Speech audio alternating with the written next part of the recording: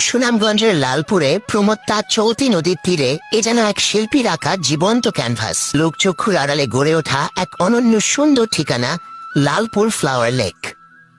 নদীর পাড়ে জ্যামিতিক নকশায় সাজানো সারি সারি গান, দূর থেকে দেখলে মনে হয় কোনো এক রঙিন গালিচা বিছিয়ে রাখা হয়েছে।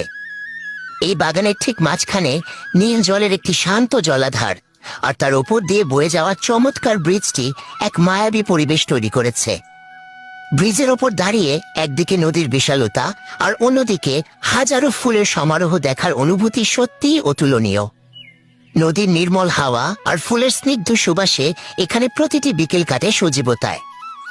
চারদিকে ছড়িয়ে থাকা ছোট ছোট কুঁড়ে ঘর আর শৈল্পিক কারুকার্য এই জায়গাকে দিয়েছে এক অন্যরকম আভিজাত্য। যারা যান্ত্রিকতা ভুলে একটু শান্তির খোঁজে আছেন, তাদের জন্য নদীর ধারের এই রঙিন পৃথিবী হতে পারে শ্রেষ্ঠ গন্তব্য।